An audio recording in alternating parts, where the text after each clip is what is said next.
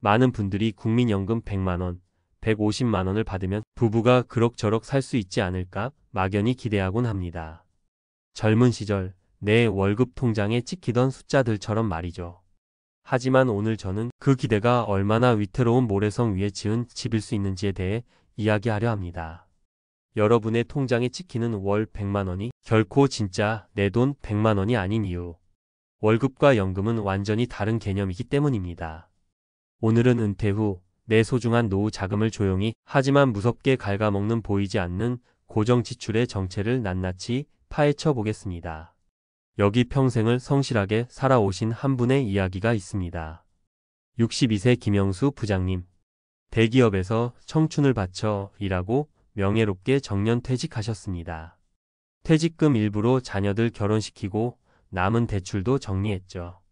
이제 서울 외곽에 남은 아파트 한 채와 꼬박꼬박 나올 국민연금이면 두 분이서 든든하게 사실 줄 알았습니다. 실제로 부부 앞으로 나오는 국민연금을 합치니 월 140만원 정도. 이 정도면 아껴 쓰고 가끔 손주들 용돈도 챙겨주며 살 수 있겠다고 자신했습니다. 하지만 퇴직 후 맞이한 첫 해, 예상치 못한 고지서들이 마치 기다렸다는 듯 날아오기 시작했습니다. 김영수님은 그때까지만 해도 몰랐습니다. 진짜 인생의 계산서는 퇴직 후에 나온다는 것을요. 가장 먼저 김영수님을 당황시킨 것은 퇴직 전보다 오히려 2배 가까이 불어난 건강보험료였습니다. 직장 다닐 땐 월급에서 떼어도 절반은 회사가 내줬으니 큰 부담을 못 느꼈죠. 하지만 이제는 모든 것이 달라졌습니다. 소득이 사라진 지역가입자가 되자 그가 가진 아파트와 쥐꼬리만 한 연금 소득에까지 보험료가 칼같이 매겨진 겁니다. 시뮬레이션 결과를 보면 수도권의 아파트 한 채와 월 200만원의 연금을 받는 은퇴자의 경우 월 건보료가 17만원을 훌쩍 넘길 수 있습니다. 김영수님의 통장에서 매달 20만원에 가까운 돈이 이유도 묻지 않고 고정적으로 빠져나가기 시작했습니다. 첫 번째 충격이었습니다. 하지만 복병은 거기서 그치지 않았습니다. 소득이 줄었으니 세금 걱정은 없을 거라 생각했지만 대한민국에 내 집 한 채 가지고 있으면 누구도 피할 수 없는 재산세가 어김없이 날아왔습니다. 연금소득 역시 일정 금액을 넘으면 과세 대상이 되니 세금은 은퇴 후에도 평생의 꼬리표처럼 따라다녔습니다. 설상가상으로 아내의 치아가 말썽을 부리기 시작했습니다. 임플란트 치료가 시급했지만 건강보험이 적용되지 않는 비급여 항목이라 견적을 받아보니 수백만 원의 목돈이 필요했습니다. 관련 통계를 보면 2023년 기준 65세 이상 노인 1인당 연평균 진료비는 무려 543만원, 월 45만원이 넘는 돈입니다. 이것조차 비급여 항목은 제외된 수치입니다. 결국 모아두었던 비상금을 깨야 했습니다. 그리고 얼마 뒤 가장 큰 지출이 찾아왔습니다. 늦둥이 아들이 결혼을 하게 된 겁니다. 남들만큼은 해줘야지 하는 마음, 그래도 전세 얻는데 조금이라도 보태줘야지 하는 그 마음. 부모 마음이 다 그렇지 않습니까? 결국 무리해서 모아두었던 돈 5천만 원을 아들의 전세 자금으로 보태주었습니다. 마음은 뿌듯했지만 통장 잔고는 바닥을 드러냈습니다.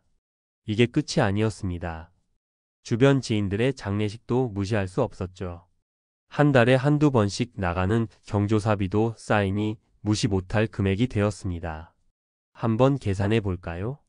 한 통계청 조사에 따르면 60대 이상 가구의 월 평균 비소비 지출, 즉 세금과 건보료, 경조사비처럼 내 마음대로 줄일 수 없는 지출이 무려 63만 4천 원에 달한다고 합니다.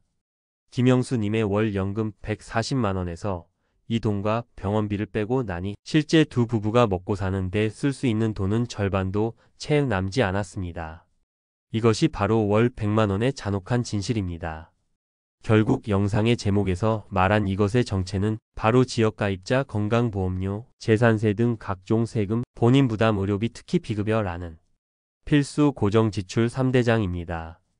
여기에 한국 사회 특유의 경조사비와 자녀 리스크까지 더해져 월 100만원, 아니 150만원이라는 돈은 실제 생활을 꾸려나가기엔 턱없이 부족해지는 것입니다. 왜 우리는 이 보이지 않는 지출에 이토록 무방비하게 당하는 걸까요? 그 이유는 간단합니다. 우리는 평생을 월급 통장에 찍히는 세후 금액에 익숙해져 있기 때문입니다. 은퇴 후에도 연금액이 곧 내 생활비 전부일 거라 착각하기 쉽습니다. 하지만 연금은 세금을 떼기 전에 세전 소득과 같습니다. 여기서부터 건강보험료, 세금, 관리비, 통신비, 모든 것을 스스로 해결해야 하는 새로운 출발선에 서는 것입니다. 온라인에서는 국민연금은 용돈 수준이라는 불만과 그래도 없는 것보다 낫다 는 의견이 팽팽합니다. 하지만 중요한 것은 연금액의 많고 적음을 탓하기 전에 이렇게 고정적으로 빠져나가는 진짜 내 돈을 정확히 계산하고 대비하지 못했다는 점입니다. 그렇다면 방법은 없는 걸까요? 아닙니다. 여기 현명하게 이 파도를 넘어선 분의 이야기도 있습니다. 김영수님과 동갑내기인 이정수 선생님. 그는 퇴직 전부터 근로소득 외 소득 파이프라인의 중요성을 일찌감치 깨달았습니다. 그는 퇴직금을 일시금으로 받아 허투루 쓰지 않고 곧바로 IRP, 즉 개인형 퇴직연금 계좌로 옮겼습니다. 그리고 거기서 발생하는 안정적인 운용 수익과 젊을 때부터 꾸준히 부어온 개인연금에서 나오는 돈으로 건강보험료와 세금을 먼저 충당하도록 자동이체를 설계했습니다. 덕분에 매달 들어오는 국민연금은 고스란히 부부의 순수 생활비와 여가비로 활용할 수 있었습니다. 보이지 않는 지출을 막아낼 별도의 방패 통장을 미리 만들어둔 셈입니다. 이정수 선생님의 지혜는 바로 문제를 분리해서 대응하는 것이었습니다. 여러분, 뜬구름 잡는 계획은 이제 그만해야 합니다. 오늘 당장 종이 한 장을 꺼내 나의 은퇴 후 진짜 가계부를 써보셔야 합니다. 두려워도 한 번은 정직하게 마주해야 합니다. 제가 체크리스트를 드릴 테니 꼭 한번 점검해 보십시오. 첫째, 예상 건강보험료. 건보공단 홈페이지에서 모의 계산이 가능합니다. 둘째, 연간 재산세와 자동차세 등 각종 세금을 12로 나눈 월평균 금액. 셋째, 월평균 관리비와 통신비, 차량 유지비 보험료, 유류비. 넷째, 월평균 병원비와 약값. 과거 1년치 영수증을 참고하시면 좋습니다. 다섯째, 월평균 식비. 그리고 마지막으로 월평균 경조사비 및 자녀 지원비. 이 합계가 바로 여러분의 연금에서 가장 먼저 사라질 돈입니다. 그리고 이 사라질 돈을 막아낼 방패 통장을 만들어야 합니다. 퇴직금을 받았다고 섣불리 예적금에 묶어두거나 위험한 주식에 올인하지 마십시오.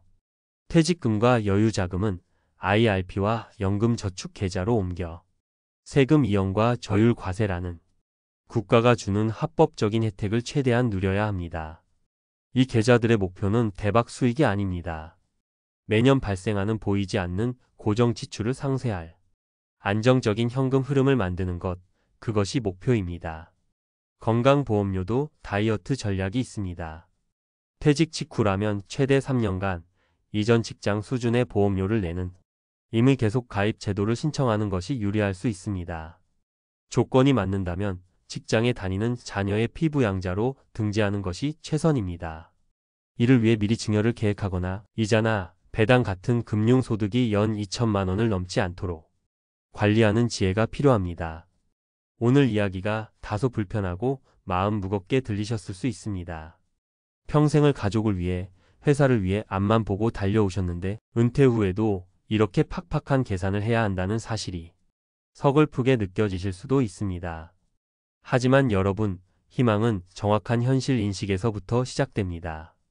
은퇴 후 월 100만 원의 가치는 우리가 어떻게 준비하느냐에 따라 50만 원이 될 수도 150만 원이 될 수도 있습니다. 이제 막연한 기대는 잠시 접어두고 나의 보이지 않는 지출을 용감하게 직시해야 합니다. 오늘 제가 알려드린 방법들로 나만의 방패를 단단히 만들어 가신다면 통장에 찍히는 연금액 이상의 풍요롭고 안정된 노후를 분명히 맞이하실 수 있을 겁니다. 여러분의 지나온 귀한 세월이 은퇴 후의 무지와 준비 부족으로 헛되지 않도록 희망은 바로 오늘 나의 현실을 정확히 계산해보는 그 용기에서부터 시작됩니다. 오늘 내용이 여러분의 노후 준비에 작은 등불이 되었기를 바랍니다. 비슷한 고민을 하고 계시거나 여러분만의 지혜가 있다면 댓글로 소중한 의견을 나눠주세요. 서로에게 큰 힘이 될 겁니다.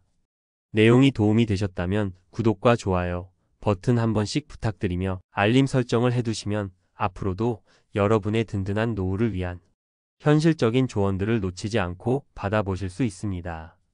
감사합니다.